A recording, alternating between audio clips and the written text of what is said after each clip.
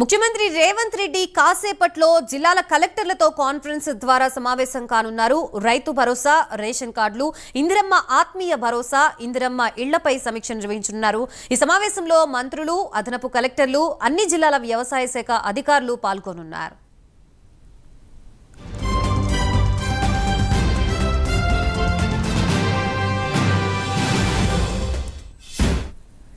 అన్ని శాఖల ప్రత్యేక ప్రధాన కార్యదర్శులు, ముఖ్య కార్యదర్శులు, ప్రత్యేక కార్యదర్శులు ఈ సమావేశంలో పాల్గొనాలని ప్రభుత్వ ప్రధాన కార్యదర్శి శాంతికుమారి గురువారం ఆదేశాలు జారీ చేశారు. ఈ నెల 26 నుంచి రైతు భరోసా అమలు చేస్తామని ఇప్పటికే రాష్ట్ర ప్రభుత్వం ప్రకటించింది. వ్యవసాయ యోగ్యమైన భూములకి ఎకరానికి 6,000 చొప్పున ఏడాదికి 12,000 ఇవ్వాలని కేబినెట్ కూడా తీర్మానించింది. దీని అమలుపై కలెక్టర్లకి సీఎం రేవంత్ రెడ్డి దిశానిర్దేశం చేయనున్నారు. పథకం విస్తృత ప్రచారం కోసం గ్రామ సభల్ని నిర్వహించాలనే ప్రతిపాదన కూడా ఉంది. ఇందిరమ్మ ఆత్మీయ భరోసా అర్హుల్ని ఎంపిక చేసే బాధ్యతని కూడా కలెక్టర్ల పర్యవేక్షణలో నిర్వహించే అవకాశం ఉంది. ప్రస్తుతం ఇదే అంశానికి సంబంధించి మనకి పూర్తి సమాచారం అందించడానికి మా ప్రతినిధి చందు సిద్ధంగా ఉన్నారు. చందు.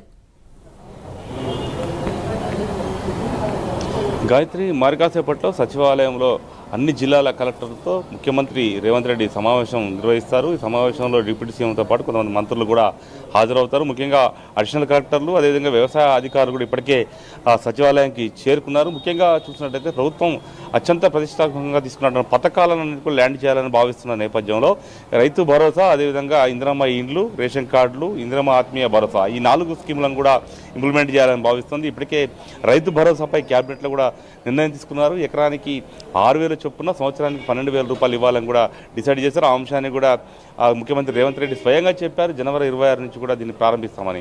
గతంలో రైతు బంధు పేరిట గత ప్రభుత్వం 10,000 రూపాయలు రైతులకు వేసింది. అయితే ఇప్పుడు 12,000 రూపాయలు ప్రభుత్వం వేయబోతోంది. ముఖ్యంగా ఈ పథకానికి ఏదైతే వ్యవసాయ యోగ్యమైనటువంటి భూములన్నింటికి కూడా రైతు భరోసా ఇస్తామని చెప్పి కూడా సీఎం రేవంత్ రెడ్డి ప్రకటించే నేపథ్యంలో ఖచ్చితంగా రైతులందరికీ కూడా రైతు భరోసా పడేలా కూడా కలెక్టర్లు చొరవ చూపాలని కూడా ఈ యొక్క సమావేశంలో దిశానిర్దేశం చేసే అవకాశం కనిపిస్తూ ఉంది.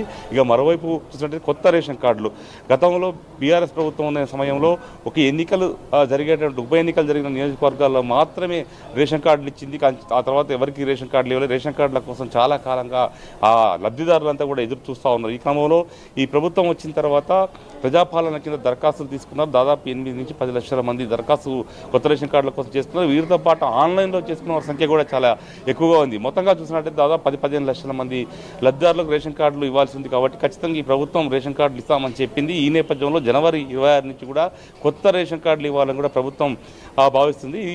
ఈ క్రమంలోనే ఈరోజు కలెక్టర్లకు ఈ అంశంపైన కూడా దిశానిర్దేశం చేసే అవకాశం కనిపిస్తోంది. ఇక మరోవైపు చూసినట్లయితే వ్యవసాయ కూలీలు ఎవరైతే ఉపాధి హామీ పథకం కింద ఉన్నటువంటి వ్యవసాయ జాబ్ కార్డులు ఉన్నటువంటి వాళ్ళు ఎవరైతే ఉంటారో వాళ్లకు సంవత్సరానికి 12,000 రూపాయలు ఇస్తామని కూడా ఇప్పటికీ కాంగ్రెస్ పార్టీ మేనిఫెస్టోలో పెట్టిన క్రమంలో ఈ పథకాన్ని కూడా అమల్లోకి తేవాలని భావిస్తుంది. దీనికి సంబంధించి కలెక్టర్ల దగ్గర నుండి పర్యవేక్షించాలని కూడా ఈరోజు ఈ యొక్క సమావేశంలో దిశానిర్దేశం చేసే అవకాశం కనిపిస్తోంది. ఇక మరోవైపు చూసినట్టయితే ఇందిరమ్మ ఇళ్ల పథకాన్ని కూడా ప్రభుత్వం చాలా ప్రతిష్టాత్మకంగా తీసుకుంది. ఇందిరమ్మ ఇళ్లను ఖచ్చితంగా నిర్మించి తీరుతామని కూడా చాలా గరాఖండిగా కూడా మంత్రులంతా కూడా చెప్తున్న పరిస్థితుల్లో ఇప్పటికే నియోజకవర్గానికి 3,500 ఇళ్ల చొప్పున కూడా ఇవ్వాలని కూడా ప్రభుత్వం నిర్ణయించింది. అయితే ఇందులో పారదర్శకంగా ఈ స్కీమ్ను అమలు చేయాలని కూడా భావిస్తుంది. ఎందుకంటే ఒక్కొక్క ఇంటి నిర్మాణానికి 5 లక్షల రూపాయలు ప్రభుత్వం వెచ్చిస్తుంది. కాబట్టి ఖచ్చితంగా నిజమైన లబ్ధిదారులకే ఇవ్వాలని కూడా భావిస్తుంది. మొదటి విడతలో స్థలం ఉన్న వారికి మొదటి విడత కట్టుకోవడానికి 5 లక్షల రూపాయలు ఇవ్వబోతుంది. రెండో దశలో